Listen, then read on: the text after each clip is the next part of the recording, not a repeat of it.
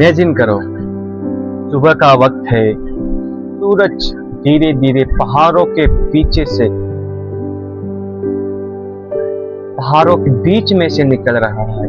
ठंडी हवा, घना जंगल और छोटे छोटे गांव, जहां लोग अपने सिंपल सी लाइफ में मस्त हैं, जहां लोग अपने साधारण जीवन जीते हैं, दुनिया से दूर, दुनिया के शोर शराबों से दूर, मॉडर्न लाइफ से दूर, लेकिन अपने कल्चर के प्रति करीब, जो अपने कल्चर के बहुत करीब है। ये कोई मूवी नहीं है, ये कोई लिखी हुई स्क्रिप्ट नहीं है। मैं बात कर रहा हूँ the land of rising sun, हमारा अपना प्रदेश अरुणाचल प्रदेश के बारे में। हाँ जी, आपने सही सुना, हमारा राज्य अरुणाचल प्रदेश के बारे में।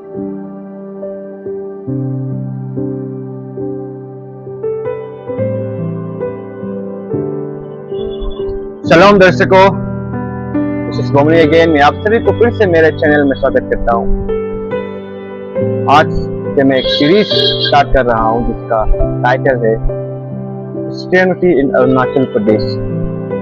मैं आप सबको सिर्फ फैक्ट्स नहीं बताने वाला, मैं आपको एक स्टोरी, एक रियल स्टोरी बताने वाला हूँ। एक रियल स्टोरी अरुणाचल के लोगों की, उनके स्ट्रगल्स की और उनके फेथ की, उनकी जर्नी के बारे में मैं आप सभी को बताने वाला हूँ। तो चलिए हम आइए कुछ बेसिक्स अरुणाचल के बारे में पहले समझ लेते हैं। अरुणाचल इंडिया के नॉर्थ ईस्ट एक छोटा सा स्टेट है। चाइना, भूटान, म्यांमार के बीच इन 3 देशों से ये बॉर्डर शेयर करते हैं। लेकिन ऑनेस्टली क्रिश्चियनिटी की प्रॉब्लम लोकेशन से नहीं थी, प्रॉब्लम थी एक्सेस। इनके पहाड़, इनकी जंगलें, इनके डिफिकल्ट रोड, ना कोई कनेक्शन, यहाँ जाना इजी नहीं था, आसान नहीं था। इसलिए लोग वहाँ अपनी दुनिया में ही रहते थे, बाहर से कुछ इन्फ्लुएंस नहीं, बाहर का इन्फ्लुएंस ऑलमोस्ट जीरो। जैसे कि वो दुनिया से कट ऑफ हो गया हो। लेकिन इसका मतलब ये नहीं कि उन्हें गॉड की जरूरत नहीं थी, इसका मतलब ये नहीं कि वो परमेश्वर को नहीं ढूंढते थे। बाइबल कहती है God is not far from any one of us. Acts के चैप्टर 17 वर्स 27 में बाइबल कहती है प्रभु God is not far from, परमेश्वर किसी से भी दूर नहीं है। मतलब चाहे जगह कितनी भी रिमोट हो, अनसिविलाइज्ड हो, कितने भी रूरल एरियाज हो, गॉड वहां भी है, क्योंकि हमारा परमेश्वर जो है ओमनीसाइंस है, सर्वव्यापी प्रभु है। हमारा प्रभु वो हर जगह, हर समय, हमेशा मौजूद रहता है। गॉड अरुणाचल में भी था, प्रभु अरुणाचल, परमेश्वर अरुणाचल में भी था। अरुणाचल की सबसे इंटरेस्टिंग चीज क्या है आपको पता है? मैं बताता हूँ। वहां के लोग, यहाँ लगभग 26 मेजर ट्राइब्स हैं और 100 से ज्यादा सब ट्राइब्स। और इससे भी इंटरेस्टिंग बात है कि हर ट्राइब अलग है, उसका लैंग्वेज अलग है, सबका अपना अपना लैंग्वेज स्टाइल है, इन सभी कल्चर्स अलग है, उसका बिलीफ सिस्टम अलग है, उसका लिविंग सिस्टम, वर्शिप स्टाइल अलग है सभी का। कभी कभी तो ऐसा हो जाता था कि एक ट्राइब दूसरे ट्राइब को समझ भी नहीं पाता था, वो आपस के लैंग्वेज को नहीं समझ पाते थे। मतलब हर ग्रुप, हर एक ट्राइब, हर एक क्लैन अपनी छोटी सी दुनिया में रहता था बस। अब बात करते हैं उनके फेथ की। मोस्ट ट्राइब्स उन समय फॉलो करते थे दोनी फॉलो, सन और moon worship. Donyi means sun and moon means and Polo means moon. उनके लिए नेचर बहुत इंपॉर्टेंट था। पहाड़, जंगले, नदियां, उन्हें लगता था कि इन सब में कोई पावर है, स्पिरिट है। सच बोलूं तो वो गलत नहीं थे, उन्हें फील हो रहा था कि कोई हायर पावर है, बस वो उसे क्लियरली नहीं समझ पा रहे थे, बस क्लियरली उसे वो नहीं जानते थे। बाइबल कहती है क्रिएशन से गॉड का आइडिया मिलता है। रोमन्स के 1 चैप्टर 1 वर्स 20 में बाइबल कहती है क्रिएशन से गॉड का आइडिया हमें मिल जाता है। उन लोगों को भी आइडिया मिल रहा था, पहाड़ों के ओर से, जंगलों के ओर से, नदियों के ओर से, उन्हें लगता था कि इनमें कुछ स्पिरिट्स बसा है, और वही करते थे, वो स्पिरिट्स वर्शिप करते थे, नेचर वर्शिप करते थे।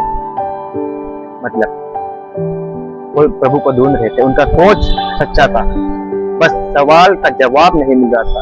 उनके पास सवाल तो था पर जवाब नहीं मिल रहा। उसी समय अरुणाचल के वेस्टर्न साइड में बुद्धिज्म भी था, बुद्धिज्म भी उसमें एग्जिस्ट करता था। तो लोग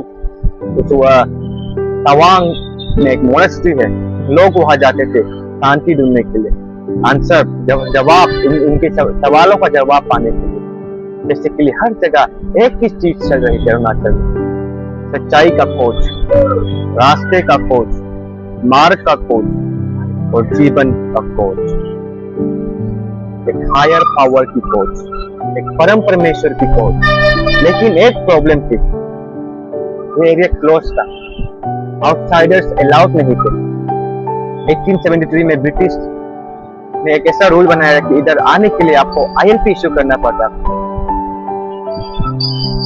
तो यहाँ अगर कोई बाहर से आना चाहे वो इजीली नहीं आ सकता, मिशनरीज भी नहीं। जैसे अरुणाचल का दरवाजा था वो बंद हो गया। बाइबल कहती है God opens door, no one can shut। Revelation के चैप्टर 3 वर्स 8 में बाइबल कहती है परमेश्वर जो द्वार खोलते हैं उसे कोई बंद नहीं कर सकता। तो एक क्वेश्चन इसमें सवाल ये है कि क्या ये डोर कभी ओपन होगा, क्या ये डोर कभी ओपन हुआ? फिर 1854 में दो लोग आए, निकोलस फ्रिक और अगस्टिन बोरी, दो फ्रेंच मिशनरीज, दूर फ्रांस से, विदेश से, अपने फैमिली को छोड़कर, अपने देश को छोड़कर अननोन जगह में। सोचो, ना उन्हें ट्राइबल लोगों का लैंग्वेज आता था, ना उन लोगों को जानते थे, ना उधर सेफ्टी था, ना रोड्स था, ना कनेक्शन था, ना नेट, ना कुछ मॉडर्नाइजेशन था, ना सिविलाइजेशन था, कुछ नहीं। दुनिया से cut off, full cut off. फिर भी वो गए, क्यों? क्योंकि उन पर परमेश्वर पर विश्वास था, क्योंकि प्रभु ने कहा था go into all the world, सारे संसार में जाकर सुसमाचार के प्रचार करो। उन्होंने ये बात, जो ये कमीशन है, उन्होंने सीरियसली लिया और वो चल दिए, अपने देश छोड़कर, अपने घर परिवार को छोड़कर, अपने बीवी बच्चों को छोड़कर, दूर घने जंगलों में। उनका एक ही मकसद था, तिब्बत तक, जो तिब्बत है वहां तक शुभ समाचार को, गॉस्पेल को पहुंचाना, लेके आना।